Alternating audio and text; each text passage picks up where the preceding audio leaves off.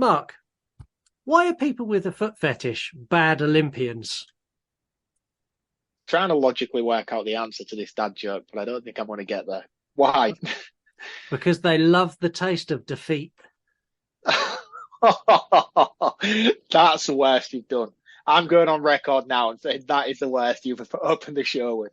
Or whatever. Ever, I think, yeah. And, before I forget, I'll kill you if this is a joke. You want to die tonight? The You Run Podcast. The You Run Podcast. The You Run Podcast. The You Run Podcast. Why isn't it possible? I can't say nothing. Or Candyman will get me. You choose the movies. I had a heart-on this morning when I woke up, Tina. Had your name written all over it. You score them. Nice fucking model! You review them. For that you get the head, the tail, the whole damn thing. Why not, you stupid bastard? My name is very fucking confused. What's your name?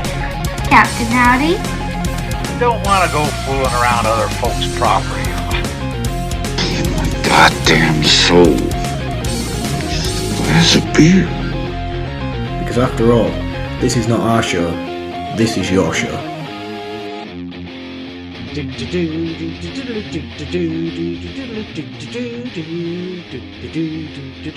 I wonder how many people sing along at home now. I reckon quite a lot. I think you've set the benchmark now and people just follow your direction. I like the idea that there's people in their cars on their way to work or on their way home from work going... It makes me smile. Hello, welcome to the You Run Podcast Horror Movie Review. My name is Scott. My name is Marc. And we are your host every week as we take you through movies selected by you or new releases as we feel you want them. You don't want all the new releases because some of them are shit, so we don't do them. I don't know. We do a lot of shit on this show anyway. We do, but they're the ones that people vote in. Yeah, this is true. When we get a choice with a new release, we tend to steer clear of crap. Cocaine Bear excluded from that. Winnie the Pooh, Blood and Honey excluded. Oh, shit. We could do a whole list of shit we've done that's bad as new releases. Okay, yeah. I take that back. We do bad new releases as well. We're an interactive show that releases episodes every Monday. There's a whole host of ways you can get involved. We've got 3-word review, 10-word takedown. You score the movies. You can email the show. You can call the show. Calling the show, you leave us a voicemail. And you do that by sending an audio DM to us at You Run Podcast on any social media that will let you do it. So that's TikTok, Threads, Instagram, Twitter. I think pretty much all of them do it now. We got quite a few over the last couple of weeks, and I've neglected to put them in the show because I've been lazy. So we've got a bit of a backlog of calls. You can also email us, yourunpodcast@gmail.com. And we got one this week, and I'm not going to get Mark to read it in an accent because it's a serious email. Oh, do we do that on this show? Apparently so. It's a serious email, and I felt it needed to be addressed properly. To save this person any backlash from our regular listeners, they will remain anonymous, and I will tell you their details off the air. So are you ready for this serious email we got? I think so. I don't know. I'm a bit nervous about this. I'll read it and then I'll tell you how I felt. So the email goes like this. I stumbled across your show while scrolling Instagram and decided to give it a listen. I'm a huge fan of Buffy the Vampire Slayer, so decided this was a good place to start. Oh, this isn't going to end well. It's not. It's really not. I cannot tell you how upset and truly angry I am at the comments made by both of you of this masterpiece of a movie. You were disrespectful to the cast, crew, writers, and director. Both of you idiots failed to understand the cultural significance of this movie and the fact it needs to be held in the same esteem as The Exorcist and Jaws. Scott, your accent annoyed me.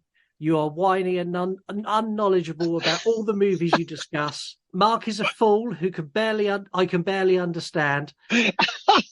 And is obviously saying wild things about Buffy just to get a reaction.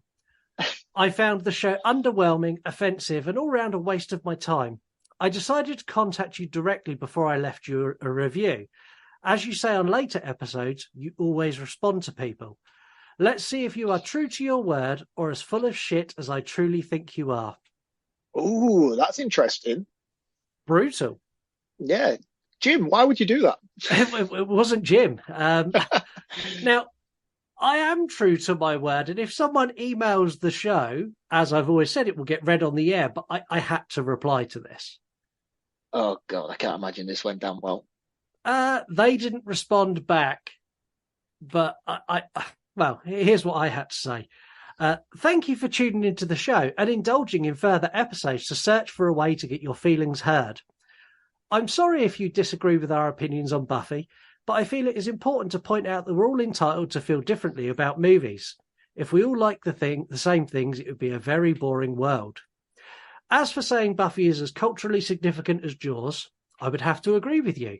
One scared an entire generation out of the sea, while the other scared an entire generation out of the cinema. As for my voice, I can't change that. And I feel your email is far more whiny than I've ever been on any of our episodes combined. And I'm including Cocaine Bear episode in that. If you haven't checked that out, I strongly recommend you do. You'll enjoy it. Marc is by no means a fool, and your inability to understand English can't be helped. Neither me or Marc say things to shock. We share our honest thoughts and keep them unfiltered. I know this is a wild way to go in this woke world. However, we're not worried about offending people. We decided to take the honest route.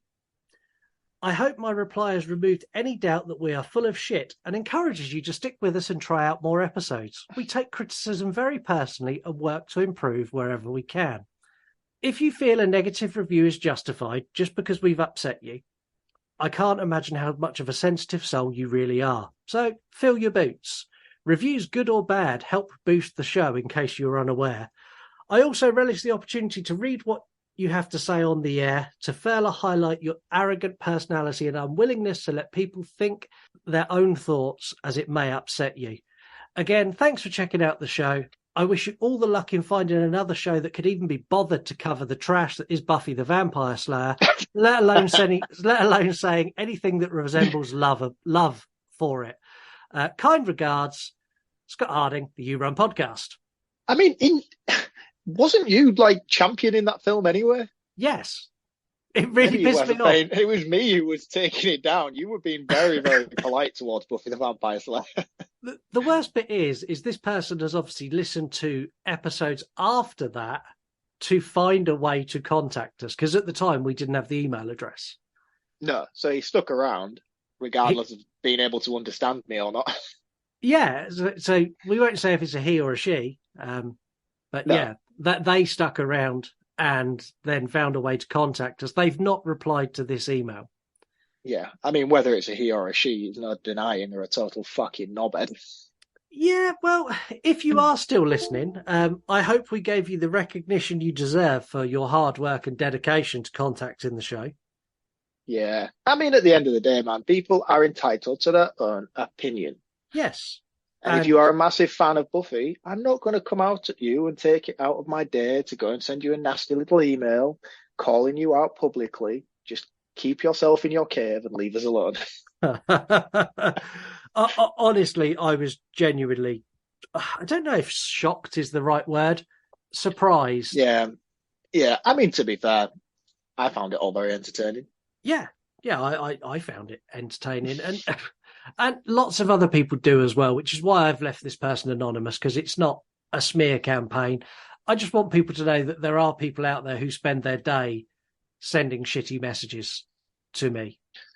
Yeah, it's just weird. Like, why? Like, what have you not got anything better to do with your day than be offensive and rude towards other people? I don't understand it. It blows my mind that people are like that. Like, if I was listening to a podcast and I disagreed with their opinions on the film, I wouldn't then go and attack them personally, like, "Oh, you guys suck dick, man. I fucking hate your show, and I'm gonna trash you all over the internet." I'm assuming these guys are American, whoever they are. I don't know why. I genuinely don't know, and I really hope they respond. And if they do, I'll keep everyone updated as this conversation unfolds. And if it is you, Jim, I know, and I'm on to you. With that dreadful thing out of the way, we've had some messages and I've been too lazy to load them into the soundboard, so it's the old-fashioned way. So you ready for the first one? Of course. I'm driving, so I'm trying to be safe. But Scott, how dare you act like we need a reason to see Jason Statham topless, kicking ass, and dropping one-liners?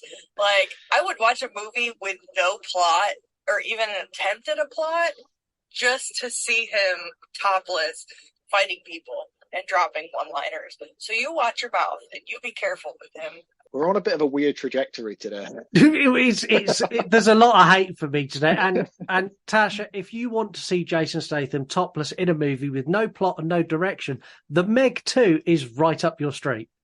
And you can also follow that up with The Crank. Or is it just Crank? It's just Crank. Just Crank, isn't it? Yeah. And to be fair, Crank is infinitely better. I mean, I don't know about that, but okay. There's an excellent sex scene in Crank in the middle of a supermarket, like shopping area, which is highly funny. Oh yeah, which is the one where he like falls out of the plane and like. I think it's Crank 2. He starts Crank 2 by like free falling to Earth with no parachute. It's a wild set of films, honestly. It's insane. Are you ready for our next message? Yes. Okay, I have to interrupt my listening to the new episode, Meg 2. Oh my God, I just dropped something. Not the baby. Sorry about that. But anyway, Mark, I have to say, I'm not going to come at you. I think Scott thought I was going to come at you all pissy mouth and stuff like a real Texan, that I'm not. But I actually low-key love the accent. It was pretty good if you would have tried a little harder. You probably could have convincingly sounded Southern. So kudos, my friend. Scott, you kind of need to work on yours a little bit. I'll tell that as a compliment, man. I thought I was piss poor, to be honest with you. I thought you were as well, but if you try harder, you'll nail it. So can you try harder now and say thank you to Heather in your best Southern accent? Thank y'all. Why did he say y'all? I don't know. It's a thing. We got one more. You ready? Yep. Hey, Scott, finally got the package in the mail. Thanks so much. The t-shirt looks great, and it was funny how it was dressed to imitation Dave. That was awesome. Listen, I really, really appreciate it, man. Thanks so much. Looks great. And yeah, I'll post a picture sometime soon. Wear it. Okay. All the best, man. Thanks again. Competition winner Dave. Well done, my friend. Yeah, and apologies, Dave, that it took so long. So he got the first t-shirt on the day he sent that message. Since then, he's had the missing delivery has arrived of 2 more t-shirts and an extra t-shirt I sent him as an apology. So Dave actually got 4 t-shirts. That's almost enough for one. Well, to be honest with you, if you've got 4, by the time you've won the first one, you've still got 3 while the washing machine's on. So you can be wearing a You Run Podcast t-shirt at all times. That's the way forward. Dave, you must be wearing a You Run Podcast t-shirt at all times. It's available on our website now. It wasn't until Dave had it, but on our website there is a imitation Dave, the man, the myth, the legend, with a big picture of Dave's face on the back. Oh, that's brilliant. Is that what he's got 4 copies of? No, he's got 2 of those, and he's got 2 You Run Podcast logo tees. Oh, amazing. Yeah. Well done, Dave. Yeah, 100%. It's reached that time of the show.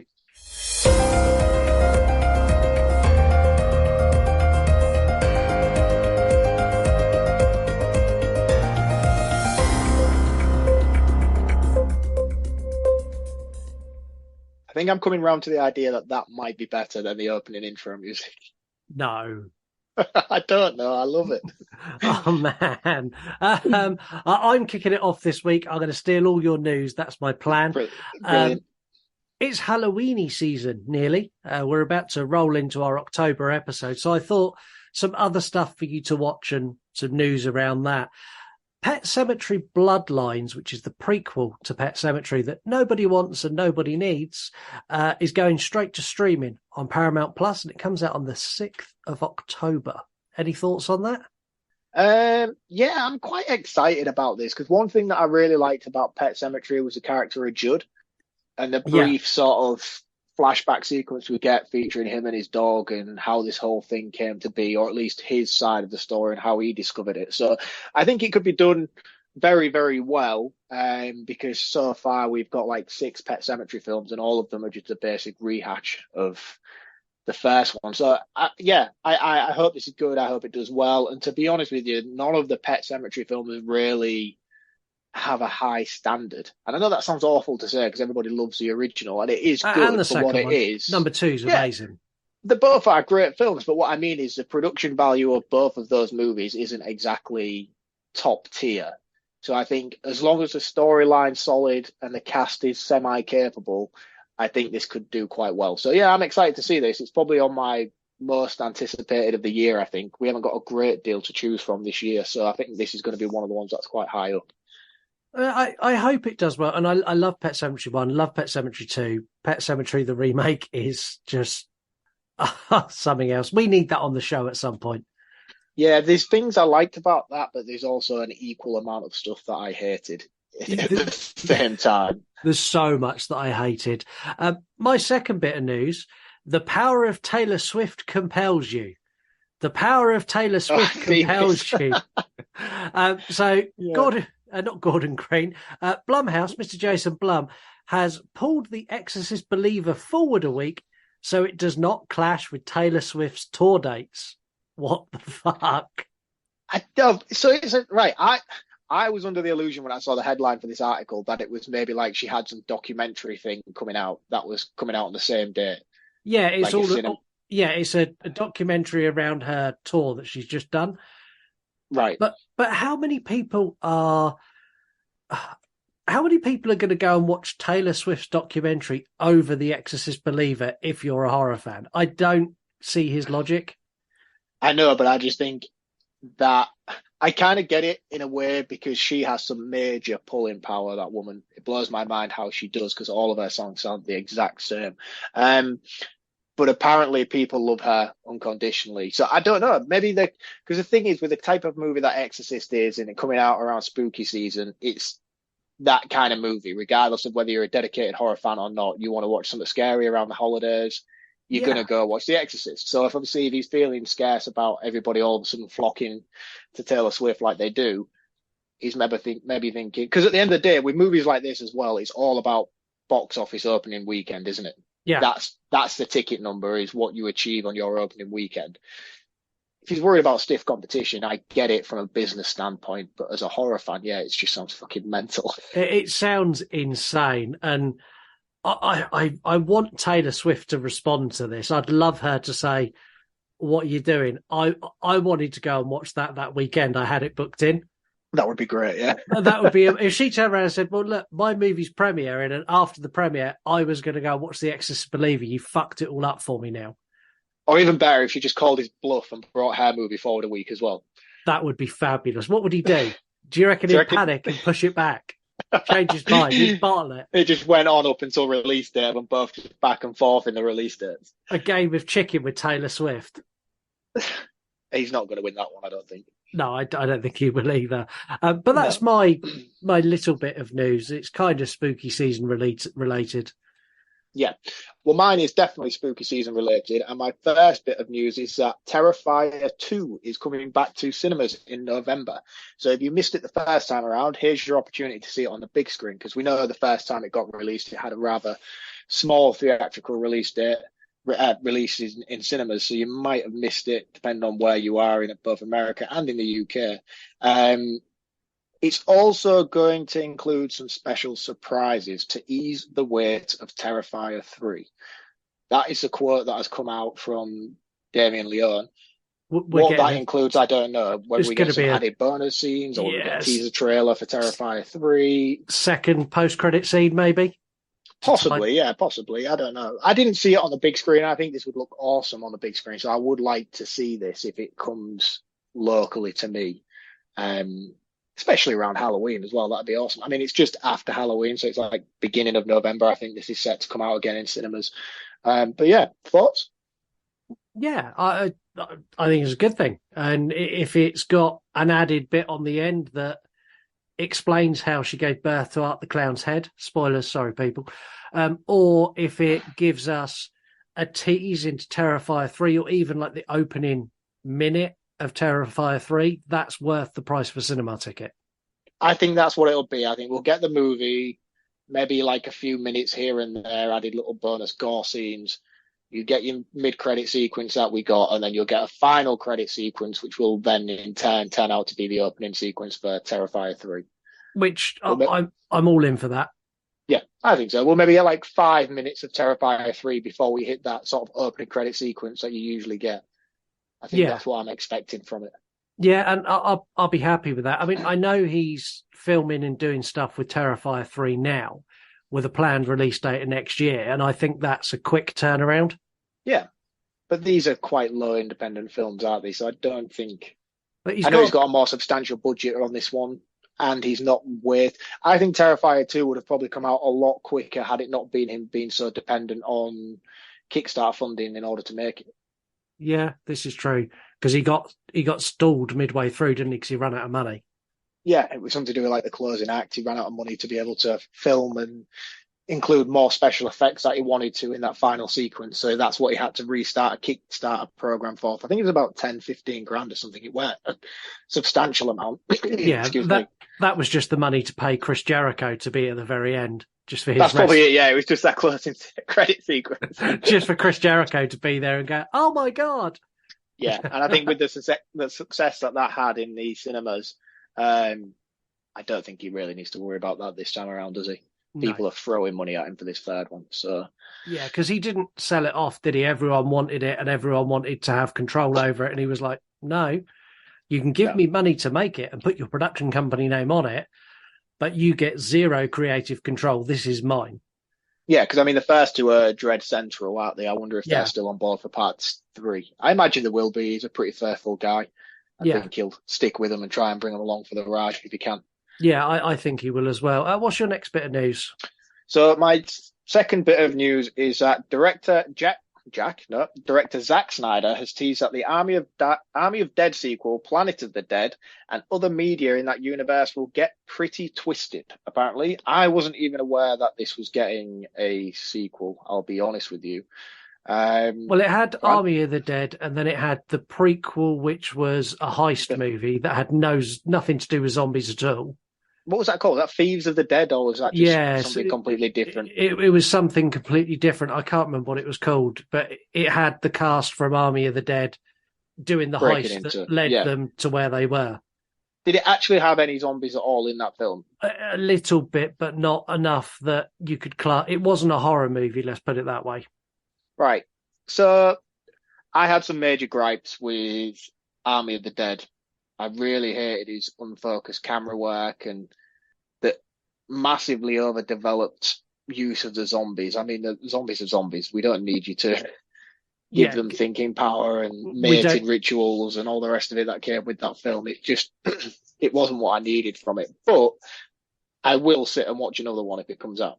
Yeah, and I think the biggest downfall for that movie is because of all that additional plot he put in it, it became very much like his uncut Justice League. It was about 11 months long. Unnecessarily as well.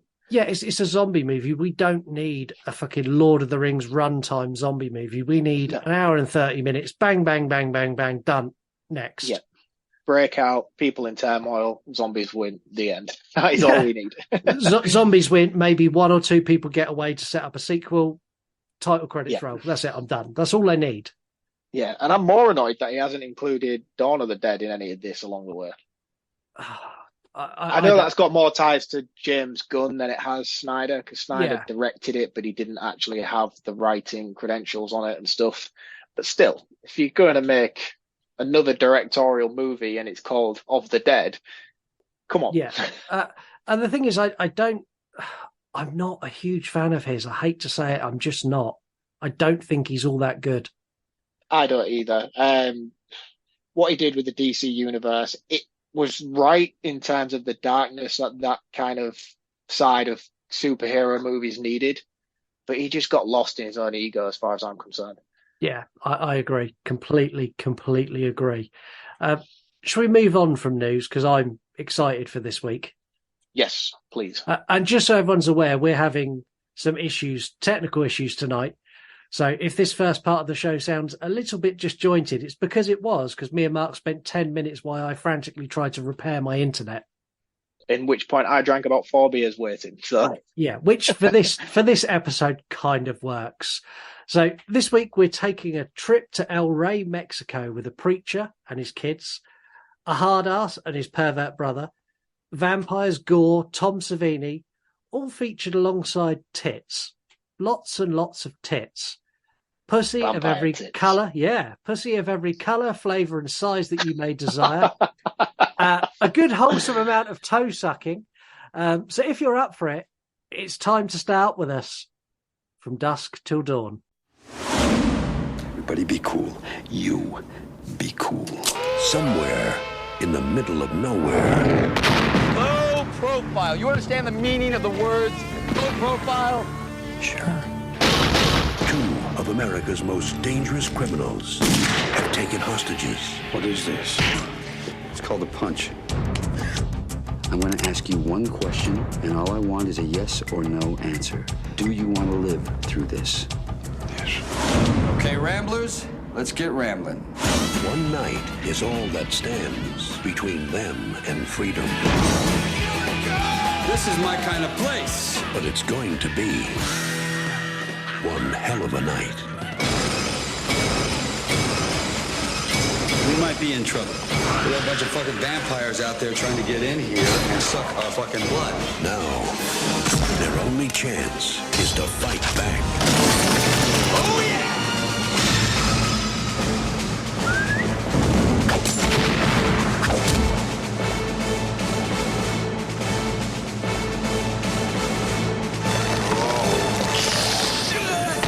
Harvey Keitel, George Clooney, Quentin Tarantino, Juliette Lewis. Welcome to slavery.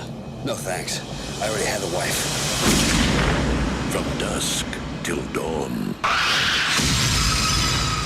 So listeners score the movies, but before we do that, we need to address the big elephant in the room. So the word pussy is said a lot in this movie. And I'm not a huge fan of the word pussy, but I am going to say it a lot in this review. And I'm sure Mark is as well. So if the word pussy offends you, this may not be the episode for you. Mark, just as a tester, could you say pussy for us so we know you can do it? Pussy. It just slips off the tongue, doesn't it? It does, but the thing is with me, like the more I drink, the more that went completely over your head, didn't it? It did completely. Brilliant. We'll edit that out. No, we're leaving that in. So the listeners score the movies, and they have scored this a 9 out of 10. IMDb rocking at 7.2 out of 10, and Letterboxd come in at 3.5. Solid scores across the board. I was surprised how high they were actually for the critic sites. Yeah, this has been my first watch of this movie since I was probably 16, 17. It's not one that I revisit very often. I probably watch this, I don't know, once every 5 years, and every time I have more fun with it. This time was just wild. I'd had a few beers, I'd had a pretty rough day at work, and this was just like perfect. It was just exactly what I needed, and I went to bed smiling. It made me happy. Yeah, it's definitely a purpose-serving film, if that's what you're looking for. 100%. If you've not seen this before, we'll give you a little bit of a synopsis, and then we're going to rock into our review. Later on, we've got 3-word reviews, 10-word takedown facts. I'm sure we'll have a game of some description. I can't remember what I've put in, but there'll be lots of stuff in there. The Gecko brothers are on the run after kidnapping a family to get across the border on their route to cartel protection. All they need to do now, once they're across the border, is settle down for a few drinks in the local bar called the Titty Twister. They need to wait there till dawn, and their life is set. Unfortunately, the bar holds some dark secrets that are about to be revealed. And that's all you need to give you an idea of what this is. If you've not seen it, now is the time to go and watch it. Also, this episode contains a huge amount of spoilers. You can read the fucking episode title and be like, I've never seen this. Don't fucking listen to it then. If y'all haven't seen it, that's not anybody's problem. Don't listen to the damn episode yet. Thanks, Heather. It makes me laugh every time I play it. It's so good. Is she okayed you to do this, by the way, every week? Yeah, I did check with her. Going, she said it on an episode of, we were talking about this show on True Crime, and I was saying the amount of people who bitch when we don't give a spoiler warning on a movie from the 80s, and Heather just went. That's like an edited down version of about a 3.5 minute rant. Oh man, buckle in for the Twilight episode. That one is going to be wild. Well, that was last week. Just so everyone knows, we record out of order. That was last week. Oh, was it? Yeah. In the really real world, we record with Heather next week. However, we recorded it come out last week. It's complicated. It's like time travel. It's not that complicated. I just don't pay that much attention. You really don't. So this movie starts with a sheriff pulling up to a local convenience store, and he goes in. He's chatting with the guy behind the counter, and they've got some pretty offensive non-PC banter that we can't repeat on this show about immigrants and women and people with, should we call it, learning disabilities? They use an R word, which I don't think I'll be saying because it's not a nice word. No, it's not a nice word. And they use that a lot.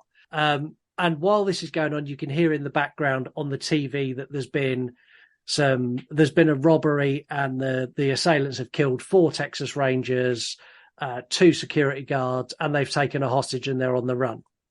So this guy goes to the toilet, and when he goes to the toilet, it's revealed that the 2 robbers are in the store. You've got George Clooney and Quentin Tarantino, and they've got 2 girls hostage.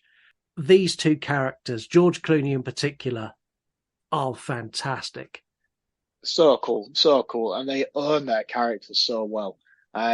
It's wild, this opening, because like I said, I haven't watched this since I was like 15, 16. I remember that something goes down in this petrol station, but it was because the guy behind the till was so cool and having such a normal conversation with the sheriff. I was like, oh, maybe it's later on, because if they're in there hiding right now, he's just being way too cool.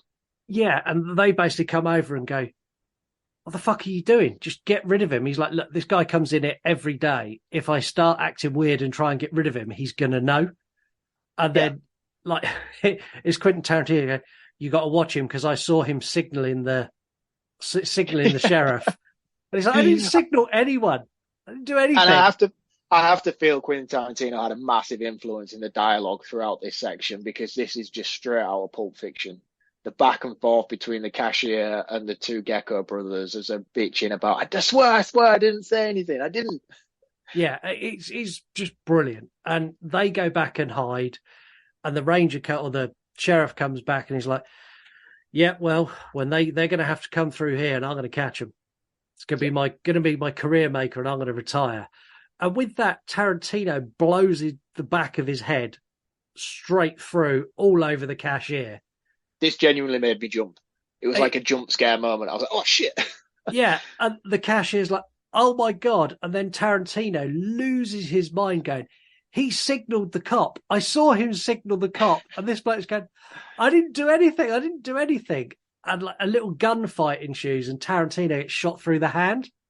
Brilliant as well. And the effects are great, where he looks through his hand at his brother. Yeah, really, really cool. Really cool. So you've got the 2 brothers now, one end of the store. You've got the cashier behind the counter, and they're having this shootout, and the cashier's still losing his mind going, I didn't fucking do anything. And it's George Clooney at this point is so cool. He's like, look, that may be the case, but you shot my brother, so it's kind of irrelevant now. It doesn't matter anymore. No, in about 30 seconds, you're going to be dead, so this will all not matter to anybody. Yeah. And he's so cool and collective about it as well. He just looks to his brother. What's the name of his brother? They're both Gecko brothers, but I can't remember the name of either of them. Quentin. Oh, yeah, we'll go with Quentin. He looks over to Quentin and he's like, just shoot the bottles out behind him. And he's just sat there chilling, like, I know how this is going to play out before. Everyone's panicking. Even Quentin's a little bit, like, shaken by it all. He's like, look, just shoot out the bottles behind him and I'll deal with the rest. And you just see him grab this toilet roll off his shoulder and start unraveling it and setting on fire to it. Yeah. Quentin Tarantino shoots all the alcohol bottles out behind him and he just throws it over his shoulder, setting fire to the entire bar. Well, not bar, sort of like the till. Yeah. And the guy behind it. And the guy on fire is amazing. I love a man on fire stunt, and this is one of the best. Yeah. He really jumps good. up over the counter, then falls into the stuff, and it ends with Tarantino just grabbing a map. And as they're walking out, they're arguing. So the George Clooney's going, the fuck did you do that for? I sent you in there to get a map. All you needed to, why are we in the, and while they're having this conversation, the gas station is slowly in sections exploding behind them, and they're completely ignoring just it, oblivious, just having this like brotherly row. It's so good, such a good opening to a movie. It is, and it's a perfect setup, like you said, because the thing is, it gives you everything you need to know about both of these brothers within the space of a 3-minute scene. You can see how clearly unhinged that Quentin Tarantino is, and he has fabricated this whole situation. He could have quite easily walked in there, taken a map, and moved on with the journey, but he's caused this because he loves the chaos and the destruction. Yeah. Whereas Clooney is more of a calm, collective kind of person. He's got a job to do. He knows where he needs to be, and he just wants to get there peacefully, quietly, and under the radar. But he has to take his brother because his brother is his brother. And as we find out later on why he's so committed to making sure his brother is along for the ride. Yeah. And it's one of the best openings. And I don't want to there's such a good twist in this where it gives you this one story and then all of a sudden it flips the whole fucking movie on its head. And had this opening not been as strong, when it flips it, that wouldn't be as impactful. I don't think so, no. But it's great. And you see him driving down the road, and then we get the sort of see-through shot into the boot, which become a Tarantino thing. He's done that in pretty much all his movies now, but it started off with this one. Yeah, well, I mean, this isn't a Tarantino movie, technically, is it? Technically, he wrote it. He wrote the screenplay for this, and he was on set. This is a Tarantino movie under someone else's name. Yeah, pretty much. I mean, it's got Tarantino all over it, really, let's be honest. Even from the dialogue to the right. I mean, the writing side of it, mainly, you can just tell that he has written this movie. Yeah, and when we get to facts, and I tell you how much he made for writing this movie, it's wild. High or low? Low. Like, I wouldn't sell something I'd written for what he got paid for this. Oh, really? Yeah, wild. We'll get there anyway. So they got the hostage.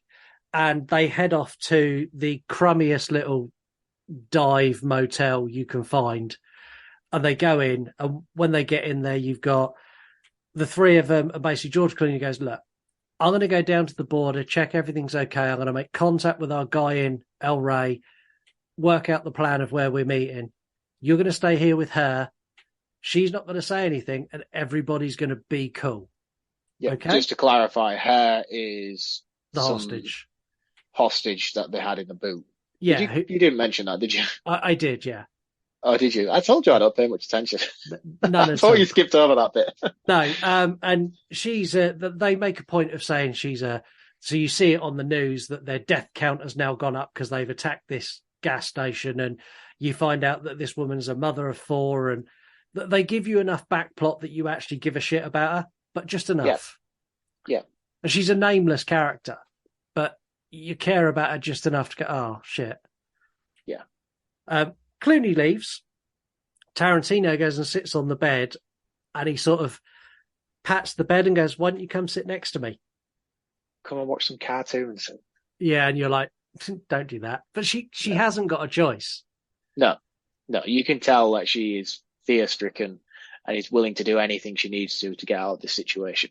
Yeah, so she goes and sits on the bed, and then we get a hard cut, and it's when George Clooney comes back in, and he comes in, and did you notice the brand of burgers he had? No. They're Big Kahuna burgers. Oh, that's awesome. This is a tasty burger. That's really cool. How have I not noticed that before? And so he's got the Big Kahuna burgers. He gives Tarantino his. He gets out his, and then he's got a third burger in his hand. He sort of looks at it and goes, where's the girl? And Tarantino's like, what girl? What do you mean, what fucking girl? The hostage? Oh, she's in there. And he opens the door and they shoot his face, and it's just a look of sheer terror. And it gives you like flashes of blood and carnage from what he's created. And this is where like George Clooney just loses his fucking mind. It's probably the most uncool, everybody be cool kind of moment he has in this entire film, where he just grabs Richie, pins him to the wall. Does he have a gun to him, or is he just literally pinning him to the wall? No, he's just pinning him to the wall. He just pins him to the wall, and you can see Quentin Tarantino. And as much as I hate to say it about Tarantino, he's a fucking great actor, because he just he sort of goes inside himself like a little boy getting told off by his mother or father. Yeah. And Clooney's just on him. He's like, "This? Do you think this is what I'm about? Do you think this is what I like? Do you think I believe in murder and rape?" And this is where you find out that Tarantino's basically raped this woman in the bed before mutilating her. And it's just hard, man. It's hard because you kind of feel in this situation like, just fucking leave this dude, man. He's just bringing you down. Why are you taking him with you? And then that's where we get the development after that. Yeah, and it's so good. I mean, one of Clooney's lines in this is where he turns around and goes, "I'm a professional fucking thief. I steal shit from people and I don't kill people unless I have to. What are you doing?" Yeah. And he's got no answer. He's just like, I'm really sorry. I'm really sorry. And it ends with Clooney giving him a hug. It's like, and this is it. And then this is where they have the moment where he explains to him about the breakout, isn't it? Yeah. And they basically say, you find out why Clooney feels so attached to his brother, because Clooney was in jail for this big burglary or armed robbery that he committed. And you find out that, I can't remember whether you find out from the news article or whether you find out from Quentin himself, whether he said, "This is it, guys, we don't have notes anymore." Whether the news article on the telly explains to us that his brother broke him out from the courthouse, and that's why they're on the run to Mexico. Yeah. So technically, Clooney owes his freedom to Quentin for breaking him out of the courthouse. Yeah. While all this is happening, we also meet another family which is Harvey Keitel, and I still don't know how they got Harvey Keitel to do this movie. I don't either. This has got to be because he's been in a fair few Tarantino movies, hasn't he? He's got to be having a friendly relationship with him. Well, this was one of the first. So it's like, at what point when you pitch this to Harvey Keitel does he go, "That's a great idea. Where do I sign?" Nah, this can't have been one of the first. 96 has come out. Yeah, so when was what's the one where you've got Mr. Pink and Mr. Blue? Reservoir Dogs come out in 94, but this was filmed before. Really? Because he looks so much older than what he does in Reservoir Dogs. Yeah, so and this along was with Pulp Fiction as well. He's in Pulp Fiction. So this was filmed before Pulp Fiction and before Reservoir Dogs, but released after. Well, I just burned through one of your facts again. No, it was a fact I wasn't going to put in because it was quite complicated. So basically, they made this movie and they weren't ready for it to come out, and they had other things they wanted to do. So they went on and made those two movies, released those, and then released this on the back of it. All right, okay, that's interesting. So yeah, this was kind of officially his first working with Tarantino and Rodriguez. But Clientele had a clientele? Is clientele, isn't it? That's what you say. Did he have much of a career before Harvey Keitel Dogs and stuff? Yeah, he'd been in loads. So his IMDb is like a who's who of what was done in the 80s and 90s and 70s, to be fair. Oh, okay, cool. So yeah, it was. He plays a dad of two kids. He's got a daughter and a son. Daughter's, I don't know, 16. Son must be 13. And they're going to Mexico, and he's saying that I want to spend one more night in a bed because we get a back plot that his wife has died, and he used to be a preacher. And they do such a good job of explaining his battle with God, where his daughter's like, "Do you not believe in God and Jesus anymore?" He's like, "I believe, I just don't love them anymore. I don't. Yeah. I'm not interested. Basically, they fucked me over, so fuck them." Yeah, and obviously he basically explains that he doesn't love and commit to it enough to be able to lead his flock because he was a preacher and that was his job. He delivered sermons and all the rest of it on a Sunday, and he isn't committed enough to his faith anymore after the loss of his wife in order to be able to justifiably lead other people, which is why he retired. Yeah, and they leave this bar or this cafe and they go off and they end up at the same motel. This is where George Clooney in the car park is brilliant. He's just stood in the middle of a car parking spot drinking a beer and just doesn't make any attempt to move as they bring in this big camper. Just stands and stares at them. You can just see as he's looking at them through the windscreen of the camper van, the cogs ticking in his brain. He's like, "Yep, that's my pass into Mexico." Yeah, and that leads us straight into the next bit where Quentin Tarantino goes to ask to borrow some ice, and then they end up busting in the room, and they're holding the dad and the son at gunpoint, going, "You're going to take us to Mexico?" And the dad's like, "No, I'm not." And then the daughter walks in, and this is where uncomfortable. I was really uncomfortable. So Quentin Tarantino has some weird hallucination where she turns around to him and goes, "Will you lick my pussy?" And then it could. I don't know why I'm laughing. It's so wrong. It's so wrong. And then you get this bit where George Clooney's like, "Go and start the camper," and Tarantino's like, I can do that for you if you want." And George Clooney's like, "I didn't mean yesterday. Go and fucking start it now." And he goes and gets the camper started. I love the dynamic of them. These 5 characters in this camper van is genius. So you've got George Clooney sat up the front with the dad, basically saying, "Look, all you need to do is get us across the border, stay with us till the morning, and we'll be absolutely fine. I'll let you go." And he's like, "Because I know you're worried about the way my brother looks at your daughter. So I'll keep my brother off your daughter and everyone will be happy, but you need to do as you're told." Yeah. And then sat at the table, you've got Tarantino sat with the 2 kids, and he turns around to the door. He's like, "So did you mean what you said?" She's like, "What?" He's like, you know, what you said back in the room." She's like, "What did you say?" And Clooney at the front's like, "You're meant to watch them, not talk to them." And Tarantino's like, "We'll talk about it later." And then you get these leering shots where he's just staring at her feet. I mean, it's just so insightful as to how mentally unstable this bloke is at this point. It's like, God, you are not okay. I wouldn't trust you alone with my dog, let alone my daughter. It's just, it's so uncomfortable. He plays such a horrible character to such a high level that you can't help applaud him because you hate him. Yeah, genuinely. And the thing is as well, like, it's such a conflicting movie because at the same time, you kind of hate George Clooney because he's such a loving rogue. It's hard not to love him. Yeah, I mean, make no mistake, these are not nice people, neither of them. No. They are bad dudes. Both of them are bad people, just bad in different ways. Yeah, and that's I'll touch upon it at the end, but it's really conflicting for me to see how this pans out, knowing that neither of them are actually good people, and we shouldn't be rooting for any of them to succeed. No, we shouldn't. They get to the border where we meet. I'm not sure if it's Cheech or Chong, but it's either Cheech or Chong. Is that who it is? Yeah, it's the border control guy. For his first. I thought I recognised. I was like, "Who is this dude?" Because that's going to bother me.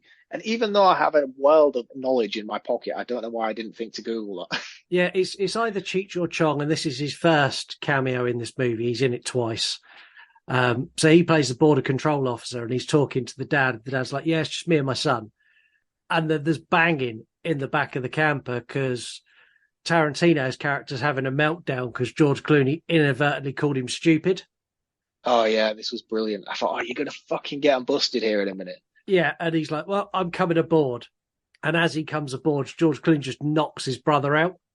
So easily as well. I was like, you are hard as fuck, man. Yeah, he goes and he opens the toilet door. And again, this is another uncomfortable bit where the girl sat on the toilet with her pants around her ankles. And Cheech just lingers far too long, closing the door really slowly. It's like, oh, you disgusting. There is a lot of stuff in here which is really uncomfortable in that sense. That usually centers around Juliette Lewis as well. I'm like, yeah, it's really uncomfortable, and it's really. I don't know how old she was when she done this movie, but she's portraying someone who's far too young to be sexualized in the way she is in this movie. Yeah, I can imagine she's probably over 20 when she's filming this, but still. Yeah, it's really not right. I also love it so they get across the border quite easily. And I love it when Tarantino comes around. He's like, "Oh shit, what happened?" And George Clooney's like, "You slipped and fell in the bath and hit your head. You broke your glasses, but it's fine. We'll get you new glasses when we get to Mexico." And he buys it as well. I'm like, fucking hell, man. Yeah, and this is the bit where you see a big shift especially in George Clooney's character. So he's very intense and very, we must do this. As soon as they get across the border, he's like, "You are all in my cool book now. You are all my friend. And all we need to do now is go to this bar, chill out till morning. We'll have some drinks. We'll have some fun. You can go on your merry way. We'll go on ours. Everyone's happy." Yeah. And he's like proper relaxed. It's a real shift in character that you can see it instantly. Yeah. And he plays both sides of his character very, very well, I think. Because, I kind of almost fall into that yeah, I like this dude now. And then there's always that lingering thing in the back of my mind. It's like, no, you're a murderer, you're a robber, and you're kind of letting your brother get away with these heinous acts, which makes you just as culpable as he is. Yeah, exactly that. They arrive at the coolest bar in the whole of the world. If this was a local bar to you, would you go there at least once a week? Oh, definitely. I would have like a member's pass. I wouldn't be married. I don't think I'd be married, but I would definitely be a regular. They pull up and you've got big neon signs, the Titty Twister, and you've got this is where we get Cheech or Chong, whichever one it is, again, outside again. And it was this point that I recognised him. I didn't realise him at the border control, but it was this one that I was like, oh, I know that dude from somewhere. Yeah, and he is, I don't know, he's the purveyor of pussy. I laughed my ass off at this so much when he was going through the different flavours of pussy that was on offer in this club. And I'm assuming you know them all. You must have a list. I don't, but it gets to a point where I'm like, surely he's done now. And he takes a deep breath, and then he goes again. And then he ends it with the line, what is it, $1 pussy? If you can find pussy cheaper anywhere else, fuck it. It's so just, it's so out there that you can't help but laugh. Yeah. As they go in, he steps in front of George Clooney. This is by far my favourite scene in the entire movie. He goes to grab the girl to sort of, I don't know, have a bit of a grope. And George Clooney twists his arm up, breaks his nose, shrugs his shoulders and goes, is my shit together or is my shit together? And they just walk into the bar. It's brilliant. Absolutely brilliant. He is the epitome of cool in this film. He definitely is. And then Quentin Tarantino goes back for a couple of boots in the face. Yeah, and then as he's kicking him, he's like, how do you like that? Kick, kick, kick. Nice to meet you. Have a nice day. And the fact that no one else gets involved as well is brilliant. They're so used to this shit happening at this bar. Everyone outside is like, nah, his face kicked in again. Never mind. Yeah, it's that kind of bar. Danny Trejo. Man, this dude, he must only be about 30 in this film, but he looks about 60. He's 52 when he done this movie. Oh, okay. He's 75 now. Sorry, Danny. Yeah, he's 75 or 76 now, but he was 52 when he done this. Oh, well, in that case, being 52 and being that shredded, then, yeah, definitely well done, Danny. Yeah, they go up to the bar and he's like, no, not serving you. And George Clooney's like, sorry, come again? He's like, I'm not serving you. This bar is for bikers and truckers only. And it's actually the dad, Harvey Keitel's character, who calms it all down. He's like, well, if you look out the front, I've got an RV, and to have that, I need a trucker's license. So I'm a trucker, and these are my guests. Yeah. And it's like, oh, well done, you. At this point, they've kind of all banded together. And the dad because it's like they've all got one end game now, isn't it? It's like they all need to survive the night together in order to live on to see another day. Yeah, and the dad's like, look, I can't be doing with any more stress in my life. If I can get us in this bar and just get us sat down, once we're sat down, it's like 6 hours till dawn, and I'm done, and I get to leave. They get served, they get a table, and George Clooney is so good, such a good actor in this. So when they come over to the table, he kicks some drunk bloke off his chair. He then very gentlemanly helps a stripper off of his table, because this bar is packed with boobs. Packed. There must be, I'm not underestimating this, I don't think. There must be at least 30 pairs of tits in this scene, at least. That's like 60 boobs. It is if like my 60. math is correct. Yeah, and when I first watched this being a young pubescent boy, this was like the best movie I'd ever seen. Oh, it's amazing. And the thing is as well, like this particular scene, in fact, this back half of the movie is such a spectacle. The set design that is used to create the titty twister on the inside is phenomenal. And the thing is as well, it kind of looks a little bit like a set. Yeah. It's not like they're trying too hard to make this not look like a set, but it's just so cool. It's like this Aztec temple inside a bar and everything around it. Like, I mean, if you can pull your eyes away for the boobs, for a couple of seconds and appreciate everything else that's going on around the boobs. I saw nothing else. I didn't think you would. What I did see though was the extra cast members. So you've got the guy who's like the ex-military vet, who Fred Williamson. Who sat there playing poker, and then you've got Tom Savini of all people, the sex machine. Tom Savini. So he's got a whip. It's very S&M. He's got a whip and he nicks someone's bottle of beer with his whip. Well, that's Greg Nicotero's beer that he steals. Is it? Oh, okay. Greg Nicotero from Practical Effects, Walking Dead fame. I think he rose up under Tom Savini, working for Tom Savini and his production company, which is why he then went on. I'll get rid of the facts now because you've kind of made it that I can't not get rid of it now. So this movie was made to showcase what Nicotero could do and what Savini could do, because at the time, practical effects was being replaced by CGI. So this was basically a showcase of this is what you can have if you do it properly. Yeah.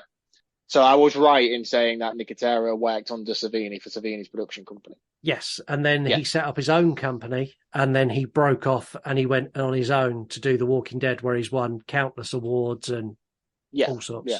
Yeah. I mean, to be honest with you, if Tom Savini's your mentor, you're guaranteed for success, really. Yeah, definitely. He steals the beer and then he gets up to rear up at Tom Savini. Do you want to explain Tom Savini's weapon? I mean, it is a weapon. Greg Nicotero pulls out a knife as if he's going to lunge at the sex machine. And with a flick of his wrist, a penis gun appears. Yeah, a cock rocket. Cock rocket. He's got a 12 shooter that just like flops out from this cod piece. It's hilarious. Yeah, and I mean it's got like 2 barrel cartridges either side of it to represent balls, and it's great. I don't know the accuracy that man would have with this gun. Depends how accurate your thrust is, I'm guessing, because I'm assuming that's how he fires. I don't know, with a title like Sex Machine, I'm assuming he's going to be a dead aim with this thing. It starts getting a bit heated. So George Clooney's at the table and he's pissed off that Danny Trejo caused him issues getting in. And this is where the dad's like, look, you're a fucking idiot. Just accept that you've won. And he's like, no, I'm going to drink this bottle of whiskey and then I'm going to drink some more whiskey. And then when it's empty, I'm going to go crack it on his melon head. And it's all subdued when Danny Trejo gets onto the stage and introduces the next act. Yeah, before he does, I just want to focus on that scene a little bit, because this, for me, is one of my favourite scenes in this entire film. And I know we get a brief glimpse to it in the RV where Clooney and Clientele are sat at the front driving the RV and they have a back and forth. But they really expand upon it in this moment in the club where he's making everybody drink these tequila shots. He's not doing it. His daughter has a few. And then that's when Clientele turns around to him and says, are you fucking stupid? And Clooney's like, what the fuck did you just say to me? He's like, are you that stupid that you don't know when you've won? And then they have this deep conversation about, I can't remember how it develops particularly, but they get into it. And this is where we find out why the holy man Clientele has lost his faith. And he explains to Clooney that when his wife died, because Clooney keeps pushing him about his wife's death. And he finds out that she died in a car accident and she didn't die instantly. She was there for 6 hours in pain, suffering at the accident before she died, undiscovered.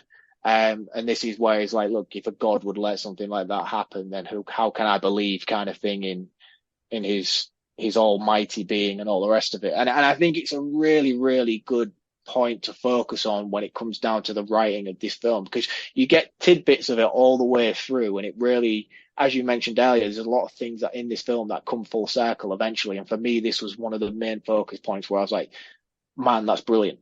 Yeah, it's a super meaningful conversation, and it kind of cements these two characters almost like they've gone beyond having a shared goal now. It's almost like Stockholm Syndrome, where they've kind of become friendly. Yeah, they're like allies now at this point, aren't they? Yeah, and they have a drink together, and like the dad has his tequila and he bangs it on the desk. And this is where we get Danny Trejo introduces the next act. Jaw on the floor. What can I say? Wow. Salma Hayek with a giant boa constrictor dancing and walking across tables. The whole bar is in silence. Tarantino gets weird with feet. He's got a foot thing. We all know he's got a foot thing, but this is like another level foot thing. Do you think he actually has, or do you think it was just like an article one day after this film and was like, oh, Quentin Tarantino loves feet, and now he just lives by it? No, I mean, look at his other movies. Look at Kill Bill. How long did it focus on Uma Thurman's feet in Kill Bill? About a 15-minute scene of her toes. Wiggle my big toe. I just don't understand it. It's such a weird thing to be into. And no offense to anybody who's into feet. I mean, it's just for me. Yeah, lots of people are into feet. Personally, it's not for me. I'm a thigh man, and Salma Hayek has we all know. Fabulous thighs. Those thighs could crush a cantaloupe or my jaw, and either one I'd be happy with.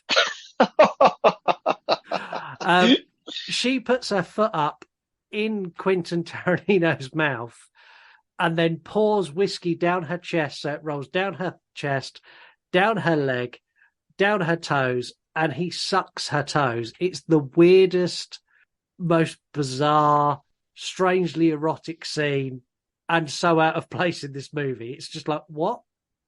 I don't know if it's out of place. I mean, we've seen wall-to-wall titties for the past 10, 15 minutes. Yeah, it's just so odd. And this is where everything takes a turn. So while this is going on, the guy who George Clooney flattened outside, Cheech, has come in, and he's like grabbed the biggest, roundest, strongest bloke in the bar, and they're looking over, and George Clooney's turned around to Tarantino and go, right, back on the clock now, pay attention. And he's like, how many? He's like, 3. He's like, okay. And he stabs a knife through Tarantino's hand, through the hole where through he got the bullet shot. wound. Which, would that have hurt? But yeah, of course it would have fucking hurt, man. But there's a hole there already. But I cut myself all the time at work, and if I catch it, it's more tender if it's an open wound than it is if it's not. That would have wrecked. I mean, probably hurt more than actually being shot the first time as well. Yeah, I just questioned how much went through the hole and how much actually caught his hand. Yeah, I know what you're saying, but no, I have to feel like that would be extremely painful. Yeah, it didn't look nice. While Tarantino gets up to try and defend himself and Clooney's getting up as well, Salma Hayek turns into a vampire, jumps on Tarantino and bites a massive hole in his neck. So let's talk vampires for a minute. What are your thoughts on the look of the vampires? Because they're more snakes than vampires. They're snaky vamps. They're kind of old school 80s style vampires. They live somewhere between the Lost Boys and a boa constrictor. Yeah, these are very Buffy-esque vampires in the way that they transform, more the TV series. But better. But I mean, the elements of it is all there, but I mean, you mentioned earlier about them, Nicotero and Savini focusing solely on practical effects, but there is some shaky CGI throughout in this film. Yeah, there is, where they do, like, they've put someone in a mask and they do the transformation in CGI where they basically put one slide over another and move it really quick. Yeah, so it looks like a thing. Yeah, which I'm sure when this came out in '96 would have looked fantastic. Yeah, and to be fair, I think the prosthetics on the facial masks and all of the actual vampires look quite good. I think they look the part, but it is very obvious that it is practical effects. Yeah, and I think this conversation is more based on dated than anything else. Like we're talking nearly 30 years later now, and we're trying to criticize special effects that I guess have come forward tenfold since this movie came out. I mean, it still holds up. It still holds up very well. I didn't watch this and think, fuck me, that looks awful. No, but it's still better than The Flash. It's definitely better than The Flash. And it's probably better than most of the films that you probably see today on Sci-Fi Channel or anything else like that. It's just when you're looking at things from a critical standpoint, you can't help but pick up on these elements and think, ooh, that's a bit questionable. But yeah, it's 96, man. I thought it was fucking great for what it was. Yeah, I did as well. And the only way to describe this is absolute all hell breaks loose. Everyone, all the people who work there, all the strippers all turn into vampires. They're eating patrons. There's just this massive bar brawl that there's only a few people in who are capable. So you've got the dad and his two kids who kind of just get out of the way. You've got Clooney who's killing people left, right, and centre. You've got Tom Fred Savini. Williamson. Yeah, Fred Williamson and Tom Savini who are kicking ass. And I love the bit with Salma Hayek where she's got George Clooney pinned on the floor with her foot. And she's like, I'm not going to drain you completely. You're going to be my lapdog. You're going to feed on the blood of animals and you're going to be my slave. And I hate to say it, there's part that went through my head that went, oh, don't do it, man. They just went, don't be that guy. I'll take that deal. That's a good deal.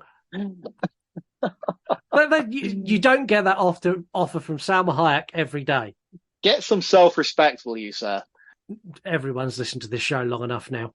if you're a new listener and you decide to stick around, you'll realise I have very low self-respect.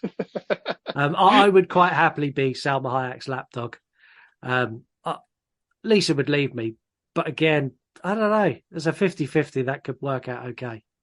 Do you reckon? Probably not. No, I don't think that's going to end well for you all. No, I don't either. And he's like, no, that's not going to happen. And we get it. He shoots the chandelier above her. How did the chandelier not kill him? He was underneath her. Did he not roll? Did she look up and obviously released a bit of pressure? I don't know. I'm logically explaining. Explaining. This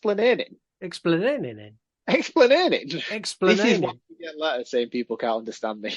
This is very true. Yeah, we'll move on. Yeah, he escapes as she gets crushed and killed and burns into ash. Then we get the big guy from earlier, the massive bloke, who comes wading in and everyone's hitting him and they're beating him and nothing's happening. And this is where, what's his name? I've forgotten again. Big soldier guy. Fred Williams. Yeah. Fred Williams or Fred Williamson. I think it's Fred Williamson. He rips his heart out with his bare hand and it's so cool. Yeah, because he doesn't die. The guy still tries to come back at them and then Sex Pistol finds a pencil and stabs a heart. And then this is a moment where all the rest of the vampires so far, I mean, you've got George Clooney shooting him with a gun, you've got Sex Machine whipping limbs off with his whip, and all of a sudden they're all laid out on the floor and you think they've all succeeded, but then they all start to rise back up again. And it's this moment where they realise, shit, we've got to actually kill the heart. So they start breaking table legs off and all the rest of it. And you get the bit where Williamson impales like 4 of them, one on each table leg on the overturned tables, like that's fabulous. Well done. Yeah, they just get constant strippers running at them, and he just picks them up and pins them on all 4 corners of the table. It's really cool. And then this is it. We hear bats flying outside. They think they've succeeded, and we hear this noise of and it's when Clooney says, before we move on, we've got to talk about the band. So there's a band in here that they're a normal band, and then when it turns to Vampire Town, they're playing a cadaver as a guitar. Yes. And after they've killed everyone, Sex Machine's like, right, now let's kill that fucking band. And he looks dead at the camera and goes, fuck you, good night. And then they all explode for no apparent reason, just because. I was going to say, if I'd had notes, that would have been one of my things. Like, why the fuck did they just commit vampire suicide? And how did they do it? I don't know if they did or if they just disappeared. I don't know what happened. Maybe they survived, but it was a weird okay. It was very cool where we went, fuck you, good night, and they all exploded and they all kind of went, oh, well, we won't kill the band then. But it was odd. It was an odd choice. Yeah, and then this is when we hear all the bats and they think they've succeeded and everybody's dead. And there's just a countless herd of bats floating around the building on the outside. And Sex Machine's been bitten at this point as well. Yeah, and he's acting rather strange. And this is where things take a turn and you get that Rodriguez sort of silliness starts to come into play with this movie.